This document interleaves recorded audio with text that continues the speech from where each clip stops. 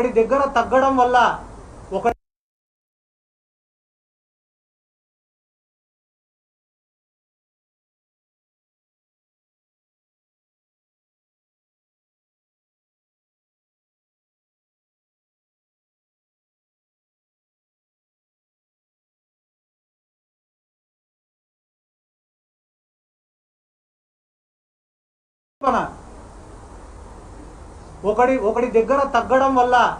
ఒకటి దగ్గర తగ్గడం వల్ల నేను 2 ఏళ్ళు ఎక్కువ బతికేది లేదు. 10 మందికి ఎదురు తిరగడం వల్ల నేను 2 ఏళ్ళ ముందరే చచ్చిపోయేది లేదు. దేవుడు ఎన్ని రోజులు రాసింటే అన్ని రోజులే బతుకుతా. చిన్నప్పుడే నేను నేర్చుకునే ఒక మాట ఏందిరా అంటే, బలవంతుడి పక్క నిలబడితే నీ జీవితం సుఖంగా ఉంటుందంట, సంతోషంగా ఉంటుందంట, ఎటువంటి ఇబ్బందులు ఉండవంట, జీవితం సాఫీగా గడిచిపోతుందంట బలవంతుడి పక్క నిలబడితే. కానీ ఈ సమాజం నిన్ను గుర్తించదంట. అదే బలహీనుడి పక్క నిలబడితే కష్టాలు ఉంటాయి, అవమానాలు ఉంటాయి, బాధలు ఉంటాయి, ఇబ్బందులు ఉంటాయి. కానీ ఈ సమాజం ఏదో ఒక రోజు నువ్వు చచ్చిపోయే లోపల నిన్ను హీరోగా గుర్తిస్తారు. కష్టమో నష్టమో పోరాడడానికే సిద్ధపడినా నేను. అమ్ముడు పోయేటోళ్ళు ప్రతి దాంట్లో ఉండొచ్చు, మీడియాలో ఉండొచ్చు, పోలీసులలో ఉండొచ్చు, పొలిటికల్ లీడర్లలో ఉండొచ్చు, అన్ని దాంట్లో అమ్ముడుపోయే వాళ్ళు ఉండొచ్చు. కానీ నిజాయితీగా బతికేటోళ్ళు కూడా ప్రతి దాంట్లో ఉంటారు, మీడియాలో కానీ, పోలీసులలో కానీ, రాజకీయ నాయకులలో కానీ, జీవితంలో కానీ. నేను ఏ కేటగిరీలోకి వస్తానో కూడా తొందరలో మీకే చెప్తా. మా కాడ 100 కోట్ల ఆస్తులు ఉన్నాయనంటున్నారు వాళ్ళు. నా కాడ ఏంది లేదు, 1 రూపాయి లేదు. నాకు ఉండేదంతా ఒకటే, జగన్మోహన్ రెడ్డి ఒక్కడే ఉన్నాడు. మళ్ళా చెప్తాను, ఎవరున్నారు? జగన్మోహన్ రెడ్డి ఒక్కడే ఉన్నాడు. వీళ్ళ బాధితులందరినీ కూడా జగన్మోహన్ రెడ్డి గారి దగ్గరికి నేను 100కి 100% నేను తీసుకొని పోతా. నేను జగన్ సార్ దగ్గర మాట తీసుకుంటా. ఎందుకు మాట తీసుకుంటా అంటానా అంటే, వీళ్ళు చెప్తానే మాట ఏమో తెలుసా, బయటికి మా పార్టీని గొడ్డలి పార్టీ అంటున్నారు, విమర్శిస్తున్నారు. కానీ లోపల మా పార్టీకి సంబంధించిన మాజీ ఎమ్మెల్యేలతో, మాజీ మంత్రులతో, టీటీడీకి సంబంధించిన వాళ్ళతో ప్రతి ఒక్కరితో వీళ్ళు కాంటాక్ట్లో ఉన్నారు. కాంటాక్ట్లో ఉండి వీళ్ళు ఏం చెప్తున్నారు, రేపు వైసీపీ వచ్చినా కూడా మా ఫ్యాక్టరీలకు కానీ, మా ఆస్తులకు కానీ, మా అవినీతికి కానీ ఎటువంటి ఇబ్బంది ఉండదని చెప్పి వాళ్ళు కాళ్ళ ఎగరేసుకొని చెప్తారంటే దానికి కారణం మా దాంట్లో కూడా కొంతమంది వాళ్ళతో టచ్లో ఉండారు కాబట్టి నేను ఎవరితో మాట్లాడను, డైరెక్ట్ పోయి జగన్మోహన్ రెడ్డి గారితో మాట్లాడతా. ఆయన కానీ విషయం తెలుసుకుంటా. ఆయన చెప్పిన తర్వాతనే ఇక్కడ ఉన్న బాధితుల్ని తీసుకొని పోతా. ఈ మొత్తం అంశాలపైన నాకు చాలా ఇచ్చినారు, 2 డాక్యుమెంట్లు ఇచ్చినారు, పుస్తకాలు ఇచ్చినారు. ఆల్కలీస్ ఫ్యాక్టరీ పైన మాట్లాడన్నారు, ఈడ ఉన్న చైతన్య కాలేజీల పైన మాట్లాడమన్నారు, గోశాల భూములలో ఉండే ఖజానా జ్యువెలర్స్ గురించి మాట్లాడమన్నారు, వక్ఫ్ బోర్డు భూముల గురించి మాట్లాడమన్నారు, తుంగభద్ర నీళ్ళను ఎట్లా తీసుకుపోతారో మాట్లాడమన్నారు, ఆల్కలీస్ నుంచి వచ్చే వ్యర్థాలను ఏ రకంగా తుంగభద్ర కలుషితం అవుతుందో మాట్లాడమన్నారు, పొలాలు ఎందుకు పండడం లేదో మాట్లాడమని చెప్పినారు. అదే రకంగా అక్కడ ఉన్న పశువులు ఏ రకంగా చచ్చిపోతానేమో మాట్లాడమని చెప్పినారు. అన్న వాళ్ళ మాఫియా సిద్ధార్థ రెడ్డి క్రిమినల్ అని మాట్లాడుతున్నారు కదా, నేను కనిపించే క్రిమినల్ అయితే వీళ్ళు కనపడని క్రిమినల్ అని చెప్పన్నా వాళ్ళ గురించి అని నాకు కొన్ని 100 మంది ఫోన్లు చేసి మాట్లాడమని చెప్తున్నారు. కానీ వాళ్ళేం ఆలోచిస్తున్నారు తెలుసా, రోజుకు 20 మందితో సిద్ధార్థ రెడ్డి గారిని తిట్టిస్తే నేను షెడ్యూల్ని వాళ్ళు మంచోళ్ళు అవుతారని అనుకుంటున్నారు. ఇది ఏ జనరేషన్ అన్న? మీ దెబ్బకు భయపడి ఎవరు మాట్లాడడం లేదేమో బయట, కానీ మీకున్న పెద్దరికాన్ని మొత్తం మీరు గడిచిన వారం రోజుల్లో పోగొట్టుకున్నారని కూడా ఈ సందర్భంగా తెలియజేసుకుంటూ, ఈరోజు ఆహ్వానించిన వెంటనే ఇక్కడికి వచ్చిన విలేకరుల సోదరులకు అందరికీ కూడా నా ప్రత్యేక ధన్యవాదాలు తెలుపు సెలవు.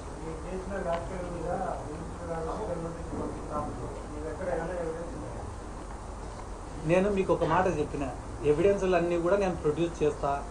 ఆ ఎవిడెన్స్లు అన్నీ గ్యాదర్ చేయాలంటే మాకు కూడా అధికారం రావాలా. మా దగ్గర ఉండే కొన్ని ఎవిడెన్స్లు అన్నీ కూడా సరిపోవు, కొంత కోర్టులో ప్రొడ్యూస్ చేయొచ్చు, కానీ పూర్తిగా నిరూపణ కావాలంటే కానీ ప్రజెంట్ భయపడతారు కదా వాళ్ళు కూడా. ఆ ధైర్యం మేము వాళ్ళకి కల్పించాలంటే మా గవర్నమెంట్ కూడా అధికారంలోకి రావాలి. ఏం లీగల్ నోటీస్ పంపిస్తాడు? హఫీజ్ ఖాన్ పైన 600 కోట్ల అవినీతి చేసినది మీరు చూడలే విలేకరులుగా? ఆ రోజు ఏమన్నా నాయరెడ్డి అన్న చూసారు లేదా మీరు? 600 కోట్ల హఫీజ్ ఖాన్ ఎత్తినాడు అనే మాట మీరు విన్నారా లేదా? నారా లోకేష్ తోటి నుంచి ఎన్ని కోట్లు రికవర్ చేసినారు? లీగల్ నోటీసు పోయి వాళ్ళ ముఖాలకు అంటించి రావాలి మేము, పోస్టులో కూడా కాదు. అన్ని ఆరోపణలు, అన్ని ఫేక్ అలిగేషన్ చేశారు మా పైన.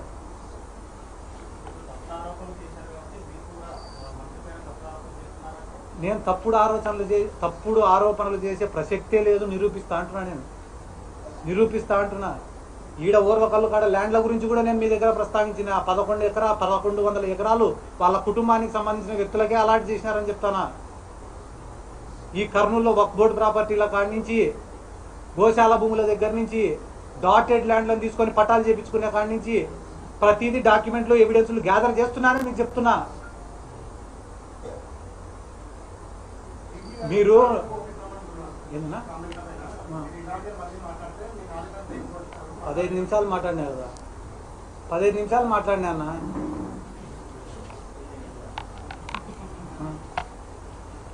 ఇప్పుడు వాళ్ళపైన పోరాటం సిద్ధార్థ రెడ్డి ఇంకొకరు మాట్లాడుతుండేదో కాదు, నేను ఈరోజు మాట్లాడుతుండేది చిన్న పిల్లోని. నేను వాళ్ళ దృష్టిలో కమ్యూనిస్టులు, ఈ కర్నూలు టౌన్లో ఉండే కమ్యూనిస్టులు వాళ్ళపైన 20 ఏళ్ళ పోరాటం చేసినారు, లాఠీ దెబ్బలు తిన్నారు, జైలు జీవితాలు అనుభవించినారు. పాపం దాంట్లో కొంతమంది పూర్తిగా నష్టపోయి ఇళ్ళకు పరిమితమైనారు, కొంతమంది అమ్ముడిపోయినారు.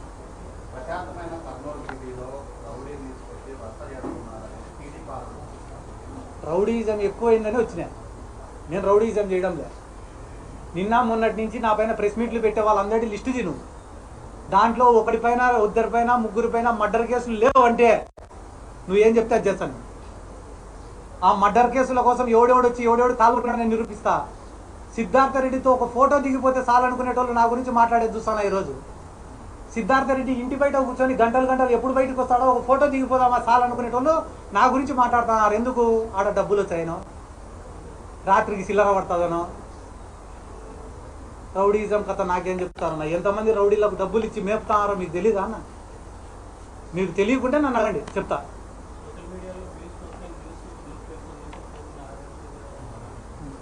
నేను సిద్ధార్థ రెడ్డి కనపడకుంటే కనపడలే అంటావు నువ్వే. కనిపించే ఇంత హార్ట్ ఉంటుందని నీకు తెలుసు. ఇప్పుడు నేను నిజంగానే నాకు వ్యూస్ కావాలనో, నేను ఏదో లైమ్ లైట్లో ఉండాలనో అనుకుంటే ప్రతిరోజు ఉండాలి కదా, ప్రతిరోజు మీ ముందరే తిరగాలి కదా. నా పని నేను చేసుకుంటానా?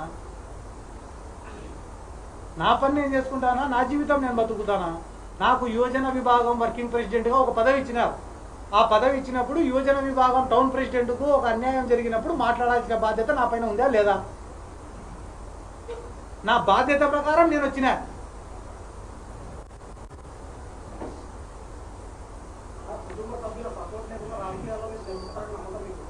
ఇప్పటి వరకైతే వచ్చినారు కదా, వీడి వరకైతే వచ్చినాయి కదా.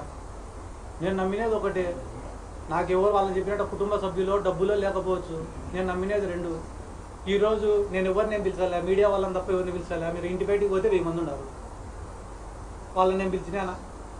ఎందుకు వచ్చినారు వాళ్ళు? ఎవడో సిద్ధార్థ రెడ్డి కాడికి పోతాం, సిద్ధార్థ రెడ్డి ఇంటి కాడికి పోతామంటే నా బొచ్చు రారా అని వచ్చినా. నేను రమ్మన్నానా? నేను రమ్మంటే ఒక కర్నూలు నుంచి వస్తారా? ఈ రాష్ట్రంలో ఎవడికి ఇబ్బంది అన్నా పరిగెత్తినా కదా, అదే నాకు ఇబ్బంది అంటే ఎవడు రాడా? నేను నమ్ముకునే జనాలను నమ్మినా. రెండోది జగన్ సార్ని నమ్మినా. అదే జగన్ సార్ని అడుగుతా, సార్ మన పార్టీ దగ్గర నుంచి వాళ్ళ పార్టీ వరకు అందరు కూడా ఆయనకు అమ్ముడుపోతారట సార్, ఆయన ఎవరినైనా కొనేస్తాడట సార్, మళ్ళీ మిమ్మల్ని కూడా ఏమన్నా కొంటాడేమో నాకు తెలియదు సార్. నాకు తెలిసి నా నమ్మకం అంతా మీ పైనే. మీరు ఏమన్నా వీళ్ళపైన చర్యలు తీసుకుంటారా లేదా అని సార్ని అడుగుతాను.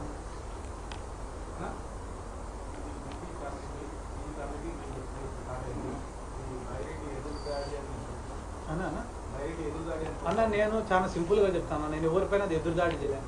వాళ్ళు నిజంగానే పెద్ద మనుషులు అయ్యింటే ఆ కుటుంబాన్ని పిలుచుకోనో లేకుంటే కానీ ఆ బాలు లాంటి వ్యక్తుల జోలికో వాళ్ళు పోరు. ఆ కుటుంబానికి అన్యాయం చేయరు. 2 పాయింట్లు. మూడోది, మంత్రి స్థాయి వ్యక్తులు పెద్ద పెద్ద కోటలు నిర్మించుకునే అంత పెద్ద టీజీ వెంకటేష్ గారు సోషల్ మీడియాలో ఎవడో పోస్టులు పెడితే దానిపైన స్పందించి వాళ్ళని ఎత్తుకొని వచ్చి కొట్టి వాళ్ళతో కాళ్ళు మొక్కించుకొని మళ్ళీ వాళ్ళపైన ఐటీ కేసులు పెట్టరు. వాళ్ళు పెద్దోళ్ళు అయితే ఈ పనులు చేయరు, ఈ పనులు చేస్తున్నారంటే వాళ్ళు పెద్దోళ్ళు కాదు.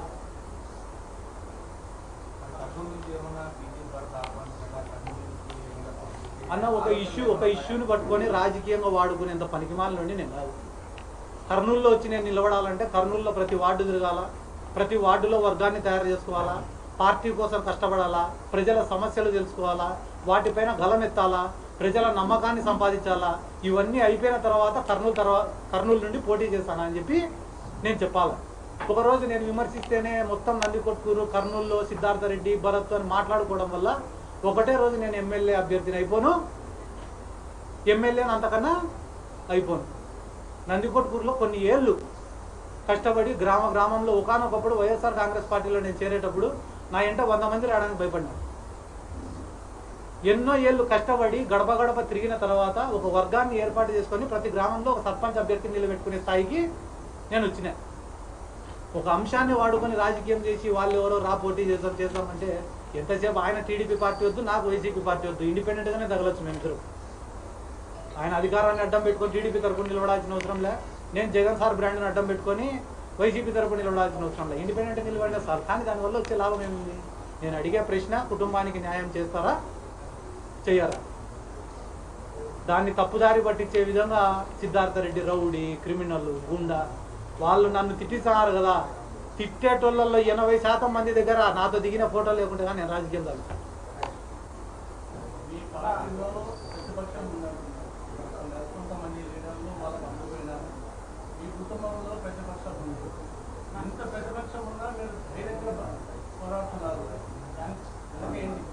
ఇప్పుడు నేను కూడా ఎన్నో రోజులు బాధపడుతుంటా రాజకీయంగా. ఎందుకు ఈ మాటలు ఎందుకు పడాలా, ఈ అవమానాలు ఎందుకు పడాలా అని అనుకుంటారు.